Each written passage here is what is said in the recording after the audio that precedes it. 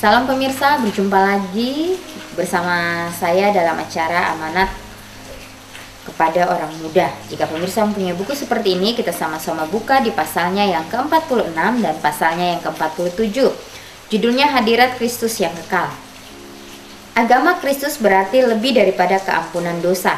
Hal itu berarti dihapuskannya dosa-dosa kita dan diisinya tempat yang dikosongkan itu dengan rahmat Roh Suci. Hal itu berarti penerangan surga, bersuka-suka dalam Tuhan. Hal itu berarti yang sudah dikosongkan tentang diri sendiri dan diberkati dengan hadirat Kristus yang kekal. Apabila Kristus berkerajaan dalam jiwa, lalu adalah kesucian, kebebasan dari dosa, kemuliaan, kesempurnaan, dan kegenapan dari rencana Injil itu pun digenapkanlah di dalam kehidupan. Penerimaan juru selamat itu mendatangkan bahan kesentosaan yang sempurna, kasih yang sempurna dan ketetapan hati yang sempurna. Keindahan dan harum baunya tabiat Kristus dinyatakan dalam hidup yang menyaksikan bahwa Tuhan memang sudah betul-betul mengirimkan anaknya ke dunia ini menjadi juru selamatnya. Kepada pengikut-pengikutnya yang setia, Kristus itu sudah menjadi satu kawan kita sehari-hari dan sahabat yang ramah tamah. Mereka itu sudah hidup dengan rapat satu sama lain, selalu berhubungan dengan Tuhan. Atas mereka itu sudah terbit kemuliaan Tuhan, dalam mereka itu terang daripada pengetahuan akan kemuliaan Tuhan dalam wajah Yesus Kristus sudah dibayangkan. Sekarang bersuka-sukalah mereka itu dalam sinar yang seterang-terangnya dari cahaya dan kemuliaan dan kebesaran Raja dalam kemuliaannya. Mereka itu sudah disediakan untuk pergaulan surga, karena mereka itu sudah juga di surga dalam hatinya. Ya, biarlah hadirat Kristus yang kekal itu ya selalu menjadi bagian kita di dalam kehidupan kita. Kenapa? Karena Bapa di surga sudah menyerahkan anaknya yaitu Yesus untuk menebus setiap dosa daripada umat manusia. Biarlah kita juga mempunyai hati yang penuh, ya, sehingga di dalam sinar yang terang benderang kita boleh menjadi berkat bagi orang lain. Yesus katakan, biarlah kita sebagai pengikut-pengikutnya yang setia, biarlah kita menjadikan Yesus itu sebagai sahabat kita setiap hari. Ya, biarlah karakter Yesus itu boleh bertumbuh di dalam kehidupan kita setiap hari. Pendidikan Kristen. Pikiran manusia mulai diisi dengan pengetahuan yang setinggi-tingginya. Satu kehidupan yang ditabiskan bagi Tuhan sepatutnya jangan menjadi satu kehidupan yang tiada berpengetahuan. Banyak orang tiada setuju dengan pendidikan, oleh sebab Yesus sudah memilih orang-orang nelayan yang tidak berpendidikan untuk mengabarkan Injil. Mereka berkata bahwa Yesus lebih suka kepada orang-orang yang tidak berpengetahuan. Banyak orang-orang yang terpelajar dan muliawan percaya terhadap pengajarannya. Jikalau mereka sudah menurut keyakinan angan-angan hatinya dengan tiada merasa takut, maka mereka itu sudah turut sama dengan dia. Kepahaman mereka sudah tentu akan diterima dan digunakan dalam pekerjaan Tuhan, jikalau mereka menyerahkannya. Tapi mereka tidak punya keberanian di hadapan imam-imam yang sudah marah dan katib-katib yang cemburu itu untuk mengaku Yesus serta petarukan derajat kehormatannya dengan membungkam dirinya dengan orang Galilea yang sederhana itu.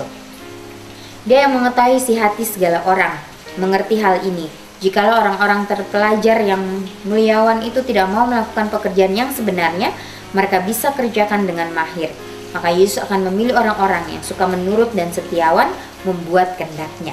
Ia sudah memilih orang-orang yang sederhana serta menghubungkan mereka itu dengan dia, supaya ia bisa dididik mereka itu untuk memajukan pekerjaan yang besar di atas dunia ini apabila ia sudah pergi.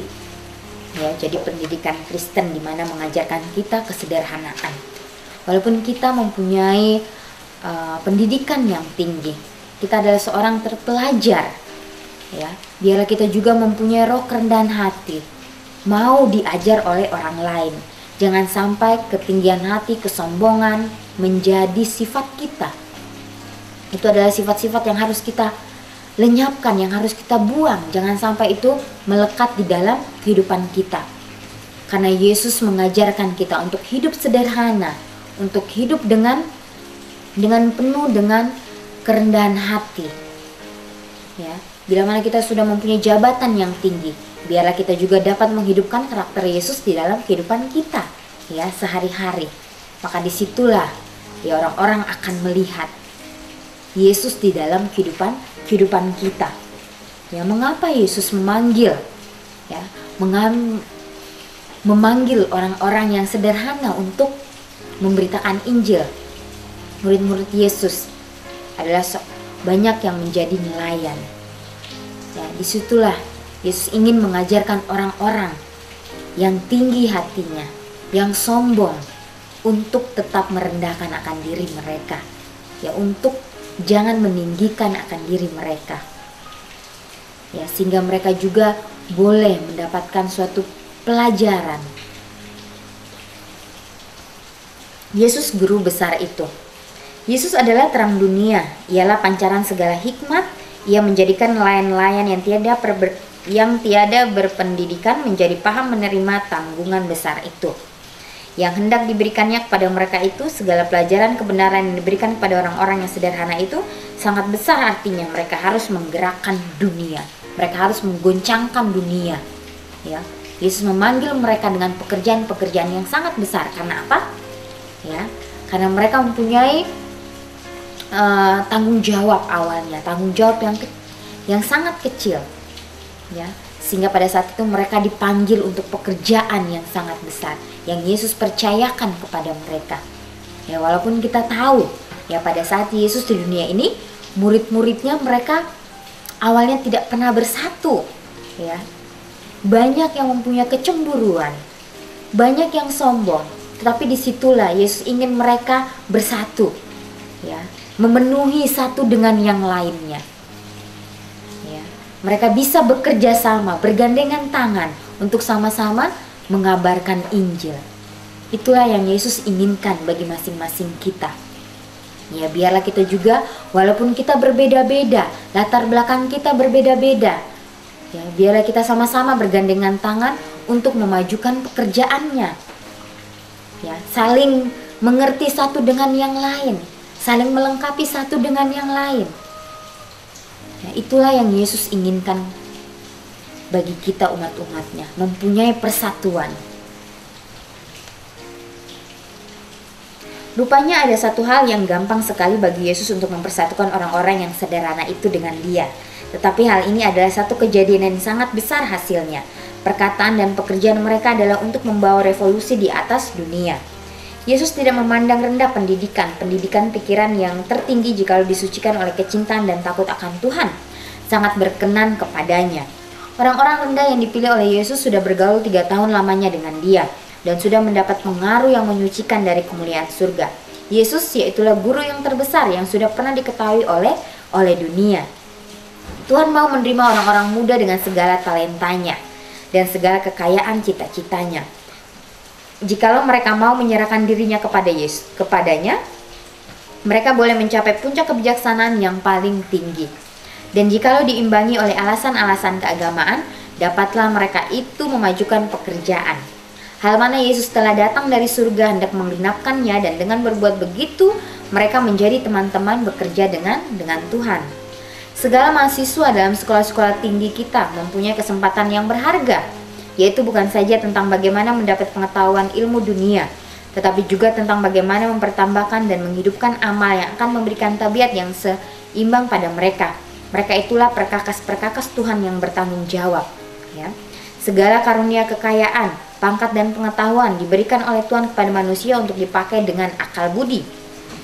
Segala pertaruhan dan yang bermacam-macam ini Dia bagi-bagikan sekedar kuasa dan kepahaman yang sudah diketahui dari hamba-hambanya kepada masing-masing pekerjaannya. Ya, jadi setiap talenta yang Tuhan sudah percayakan kepada kita, baiklah kita gunakanlah itu sebaik-baiknya.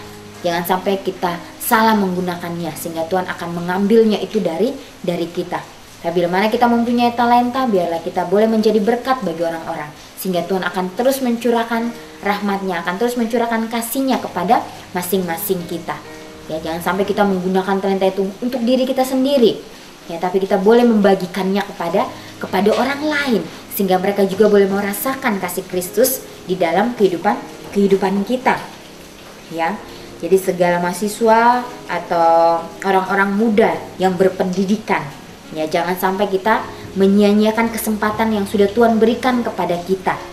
Ya, kita sudah mendapatkan ilmu dunia, baiklah itu kita seimbangi dengan firman Tuhan, maka Tuhan akan memberkati kita, akan terus kita ditambahkan oleh pengetahuan yang luar biasa dari Sang Pencipta kita.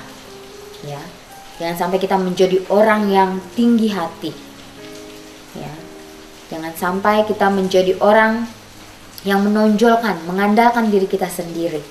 Ya, karena itu apa? Karena itu adalah sifat-sifat dari iblis. Ya. Bila mana kita merasa diri kita seperti itu, kita mohon ampun kepada Tuhan. Tuhan, hari ini ya saya ingin supaya Engkau mengendalikan hidup saya. Tuhan, hari ini saya ingin supaya saya mempunyai tabiat yang baru, ya, sehingga Tuhan akan membantu kita. Ya, Dia akan mencurahkan pertolongannya dari surga kepada masing-masing kita. Ya, dimanapun kita berada, biarlah kita boleh menjadi berkat bagi sesama kita. Ya, terus hidupkan karakter Yesus di dalam kehidupan kita. Nah, kita akan mendapatkan sukacita yang luar biasa. Ya, berjalan bersama-sama dengan Yesus. Ya. Dan di sini juga dikatakan bahwa segala karunia kekayaan, pangkat dan pengetahuan diberikan oleh Yesus. Ya. Dia membagi-bagikan sekedar kuasa dan kepahaman yang sudah diketahui dari hamba-hambanya kepada masing-masing pekerjaannya. Jadi pekerjaan apapun itu, ya lakukan yang terbaik untuk siapa? Untuk kemuliaan Tuhan. Ya, jangan sampai kita salah mengambil langkah. Biarlah kita sama-sama melangkah bersama-sama dengan Yesus hari demi hari. Biarlah ini boleh menjadi berkat bagi kita semua. Ya, boleh menjadi pengetahuan yang luar biasa dalam kehidupan kita. Ya, kiranya Tuhan memberkati.